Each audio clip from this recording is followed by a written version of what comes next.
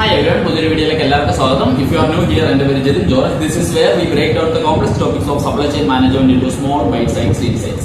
So നിങ്ങൾ family ആയിട്ട് ഒരു ലോങ് ട്രിപ്പ് പോവാണെന്നിരിക്കട്ടെ, എന്തൊക്കെ കാര്യങ്ങളായിരിക്കും നിങ്ങൾ ട്രിപ്പ് പോകുന്നതിന് മുമ്പായിട്ട് ചെയ്യുന്നത്? നിങ്ങളാണെങ്കിൽ ഏതൊക്കെ ഡെസ്റ്റിനേഷനിൽ പോകണമെന്നുള്ള പ്ലാൻ ചെയ്യും. 2, എവിടെയൊക്കെയാണ് നിങ്ങൾ സ്റ്റേ ചെയ്യേണ്ടതെന്നുള്ളത് അത് ബുക്ക് ചെയ്യും. 3, നിങ്ങൾ ട്രെയിൻ ടിക്കറ്റും അല്ലെങ്കിൽ ഫ്ലൈറ്റ് ടിക്കറ്റ് കാര്യങ്ങളെല്ലാം ബുക്ക് ചെയ്യും. സോ അതായത് എന്തൊക്കെയാണ് നിങ്ങൾ ആ ഒരു പർട്ടിക്കുലർ പീരീഡ്, അതായത് ഒരാഴ്ചത്തേക്കാണ് ട്രിപ്പെങ്കിൽ ആ ഒരാഴ്ച എന്തൊക്കെ കാര്യങ്ങളാണ് ചെയ്യേണ്ടത് നിങ്ങൾക്ക് വ്യക്തമായിട്ടൊരു പ്ലാൻ ഉണ്ടാവും. എല്ലായ്പ്പോഴും കാര്യങ്ങൾ പ്ലാനിനനുസരിച്ച് ഓടിക്കൊള്ളണമെന്നില്ല, ബട്ട് സ്റ്റിൽ നിങ്ങൾക്ക് ഒരു ഹൈ ലെവൽ പ്ലാൻ ഉണ്ടായിരിക്കും അല്ലേ? So the same is applicable in supply chain as well, which is called supply chain planning. So in today's video, we will see what is supply chain planning and what are its type and importance, etc. So let's get started. By definition, supply chain planning is the process of forecasting demand, optimizing the inventory, and managing the resources for smooth production and delivery of the goods or final products. So supply chain planning is the majorly 5 pillars are. First one, demand planning. That is, we demand forecast ചെയ്യും. അതേപോലെ what to be produced, at what quantity and when to be produced, and how to be produced. So ഇതെല്ലാം കൂടി അടങ്ങുന്നതാണ് demand planning എന്ന് പറയുന്നത്. രണ്ടാമത്തേതാണ് supply planning, in which we will ensure that raw material are available, the finished goods are available for supply, and suppliers are ready to provide the raw material. ഈ aspect എല്ലാം നമ്മൾ ensure ചെയ്യും. And മൂന്നാമത്തേതാണ് inventory planning. അതിൻ്റെ അകത്ത് നമ്മുടെ primary objective എന്ന് പറഞ്ഞാൽ സ്റ്റോക്ക് ഔട്ട് ഉണ്ടാവാൻ പാടില്ല, അതേപോലെ ഓവർ സ്റ്റോക്കിംഗ് ഉണ്ടാവാൻ പാടില്ല. അതായത് correct quantity, right quantity to be available at the inventory. So അതാണ് ഇൻവെന്ററി പ്ലാനിംഗിൽ വരുന്നത്. അടുത്ത നാലാമത്തേതാണ് production planning, in which we will schedule the production activities. അതായത് ഏത് ആക്ടിവിറ്റി എപ്പോൾ നടന്നാലാണ് നമുക്ക് മിനിമം ടൈമിൽ കൂടുതൽ ഗുഡ്സ് നമുക്ക് പ്രൊഡ്യൂസ് ചെയ്യാൻ പറ്റുക എന്നുള്ളത്. സോ ബേസ്ഡ് ഓൺ ദാറ്റ് നമ്മൾ പ്രൊഡക്ഷൻ ആക്ടിവിറ്റീസ് പ്ലാൻ ചെയ്യും. സോ അതിൻ്റെ അകത്ത് വരുന്നതാണ് മെറ്റീരിയൽ റിക്വയർമെന്റ് കാര്യങ്ങളെല്ലാം വരുന്നുണ്ട്. അതിനെപ്പറ്റി നമ്മളൊരു ഡീറ്റെയിൽഡ് വീഡിയോ വരുന്ന വീഡിയോസ് നമ്മൾ ചെയ്യുന്നതാണ്. അടുത്ത അഞ്ചാമത്തെ ഫൈനൽ സ്റ്റേജ് ആണ് ലോജിസ്റ്റിക്സ് ആൻഡ് ഡിസ്ട്രിബ്യൂഷൻ പ്ലാനിംഗ്. അതായത് ഏത് തേർഡ് പാർട്ടിക്കാണ് അല്ലെങ്കിൽ അതായത് ഏത് ഹോൾസെയിലറിനാണ് നമ്മൾ നമ്മുടെ പ്രൊഡക്റ്റ് കൊടുക്കുക എന്നുള്ളത്, അതേപോലെ എവിടെയൊക്കെയാണ് നമ്മുടെ വെയർ ഹൗസസ് ഉള്ളത്, അവിടെയുള്ള സ്റ്റോറേജ് എത്രയായിരിക്കണം, അതേപോലെ ഏത് മോഡ് ഓഫ് ട്രാൻസ്പോർട്ടേഷൻ ആണ് നമ്മൾ ചൂസ് ചെയ്യുന്നത് എന്നുള്ള കാര്യങ്ങളെല്ലാം നമ്മൾ പ്ലാൻ ചെയ്യുന്നത്. അതായത് സോ ഇൻ ഷോർട്ട് നമ്മൾ ചെയ്യാൻ പോകുന്ന സപ്ലൈ ചെയിൻ ആക്ടിവിറ്റീസിന്റെ കാറ്റഗറൈസ് ചെയ്തേക്കുന്ന ഒരു ടു ഡു ലിസ്റ്റ് ആണ് സപ്ലൈ ചെയിൻ പ്ലാനിംഗ് എന്ന് പറയുന്നത്. ഫോർ എക്സാമ്പിൾ, നിങ്ങളൊരു സോഫ്റ്റ് ഡ്രിങ്ക് കമ്പനി എടുത്തോളൂ. അപ്പോൾ വേനൽക്കാലമാണ് അവർക്ക് കൂടുതൽ സെയിൽസ് കിട്ടുന്നത് അല്ലേ? അപ്പോൾ വരുന്നത് വേനൽക്കാലമാണ്. അപ്പോൾ മന്ത്ലി അറ്റ്ലീസ്റ്റ് ഒരു 10 lakh ബോട്ടിൽസ് എങ്കിലും നമുക്ക് മാർക്കറ്റിൽ എത്തിക്കണം എന്നുള്ളതാണ് അവരുടെ ഒരു ഒബ്ജക്റ്റീവ്. അപ്പോൾ ഡിമാൻഡ് പ്ലാനിംഗിൽ അവർ എന്താണ് ഡിമാൻഡ് ഫോർകാസ്റ്റ് ചെയ്യും. പ്രീവിയസ് ഇയേഴ്സിലെ അതേ സീസണിൽ, അതായത് സമ്മർ സീസണിലെ ഡിമാൻഡ് എടുത്തിട്ട് അത് ഏതെങ്കിലും ഒരു പക്ഷേ മൂവിങ് ആവറേജ് ആവോ അല്ലെങ്കിൽ എക്സ്പോണൻഷ്യൽ സ്മൂത്തിങ് ആവോ ഏതെങ്കിലും ഒരു ഡിമാൻഡ് ഫോർകാസ്റ്റിംഗ് മെത്തേഡ് വെച്ചിട്ട് അവർ ഡിമാൻഡ് പ്ലാൻ ചെയ്യും. അതായത് എത്ര ക്വാണ്ടിറ്റി പ്രൊഡ്യൂസ് ചെയ്യണം, എപ്പോൾ പ്രൊഡ്യൂസ് ചെയ്യണം, ആൻഡ് എങ്ങനെ പ്രൊഡ്യൂസ് ചെയ്യണം, ഇതെല്ലാം ഡിമാൻഡ് പ്ലാനിങ്ങിൽ സെറ്റ് ആയി.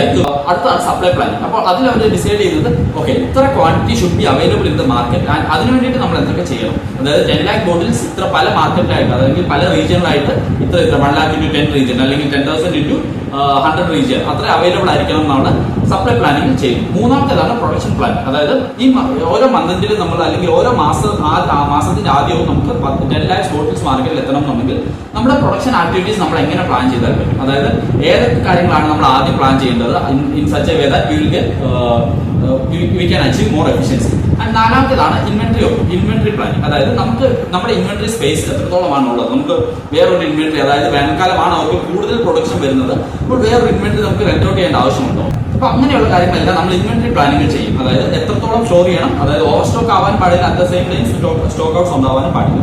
ആൻഡ് ലാസ്റ്റത്തേതാണ് ലോജിസ്റ്റിക്സ് ആൻഡ് ഡിസ്ട്രിബ്യൂഷൻ. അപ്പൊ നമ്മൾ ഏതൊക്കെ ഹോൾസെയിലേഴ്സ് ആയിട്ടാണ് നമ്മൾ ടൈപ്പ് ഉണ്ടാവുന്നത്. അതായത് കഴിഞ്ഞ വർഷം നമ്മൾ കൊളാബറേറ്റ് ചെയ്ത അതേ ഹോൾസെയിലേഴ്സ് ആണോ നമ്മൾ ഈ പ്രാവശ്യം ചൂസ് ചെയ്യുന്നത്, അതായത് or should be go for someone else. അതേപോലെ എവിടെയൊക്കെയാണ് നമ്മുടെ വെയർ ഹൗസസ് വരുന്നത്, ഏതൊക്കെ മോഡ് ഓഫ് ട്രാൻസ്പോർട്ടേഷൻ ആണ് നമ്മൾ ചൂസ് ചെയ്യുന്നത്, ഇതെല്ലാം നമ്മൾ പ്ലാൻ ചെയ്യും. So hope you understood the process of supply chain planning. So supply chain പ്ലാനിംഗിലുള്ള കുറച്ച് സ്ട്രാറ്റജീസ് എന്ന് പറയുന്നത് ജസ്റ്റ് ഇൻ ടൈം പ്ലാനിംഗ് ആണ്, 2 കപ്പാസിറ്റി പ്ലാനിംഗ് ആണ്, അതേപോലെ മൂന്നാമത്തേത് സിനാരിയോ പ്ലാനിംഗ് ആണ്, ആൻഡ് നാലാമത്തേത് സെയിൽസ് ആൻഡ് ഓപ്പറേഷൻസ് പ്ലാനിംഗ് ആണ്. അപ്പോൾ ഇതിനെപ്പറ്റിയൊക്കെ നമ്മൾ ഡീറ്റെയിൽഡ് വീഡിയോ ഇൻ ഫ്യൂച്ചറിൽ നമ്മൾ ചെയ്യുന്നതായിരിക്കും. സോ ഇപ്പോൾ ജസ്റ്റ് മനസ്സിലാക്കുക there are some strategies which can be used in supply chain planning. And അതേപോലെ ഇതിന്റെ ഒരു അഡ്വാൻറ്റേജ് എന്ന് പറഞ്ഞാൽ നമുക്ക് കോസ്റ്റ്, എവിടെയൊക്കെ കോസ്റ്റ് കട്ട് ചെയ്യാം, നോൺ വാല്യൂ ആഡിങ് ആക്ടിവിറ്റീസ് എന്തൊക്കെയാണെന്ന് കണ്ടുപിടിച്ച് നമുക്ക് അതെല്ലാം കട്ട് ചെയ്യാൻ പറ്റും.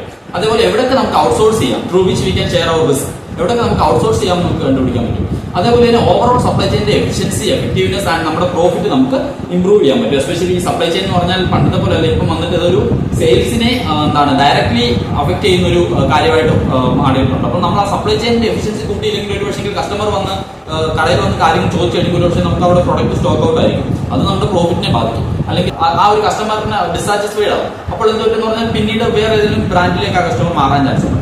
സോ അതുകൊണ്ട് തന്നെയാണ് ഈ സെയിൽസും സപ്ലൈ ചെയിനും തമ്മിൽ വളരെയധികം ബന്ധമുണ്ടെന്ന് പറയുന്നത്. കാരണം അപ്പോൾ നമ്മൾ അത്രത്തോളം ആക്യുറേറ്റ് ആയിട്ട് പ്ലാൻ ചെയ്ത് കാര്യങ്ങൾ നല്ല രീതിയിൽ നടത്തിയാൽ മാത്രമാണ് നമുക്ക് എഫിഷ്യന്റ്ലി നമുക്ക് നമ്മുടെ പ്രോഫിറ്റ് ഇൻക്രീസ് ചെയ്യാൻ പറ്റും. ഇപ്പൊ നമ്മളൊരു എക്സാമ്പിൾ എടുത്താൽ ആമസോൺ ആയിക്കോട്ടെ, അല്ലെങ്കിൽ ഏതെങ്കിലും ബിഗ് ക്ലോത്തിങ് ബ്രാൻഡ് ആയിക്കോട്ടെ, അല്ലെങ്കിൽ soft drink companies like beverages companies like Pepsi, Coca Cola, ഇതൊക്കെ എടുത്തു കഴിഞ്ഞാലും നിങ്ങൾക്ക് ഇത് സപ്ലൈ ചെയിൻ പ്ലാനിംഗ് എന്ന് പറയുന്നത് is one of the key activities in their business.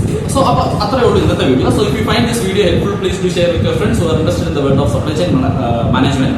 So we will meet in the next video. Until then, stay curious, keep exploring, let's learn, live and lead together. Thank you for watching. Bye.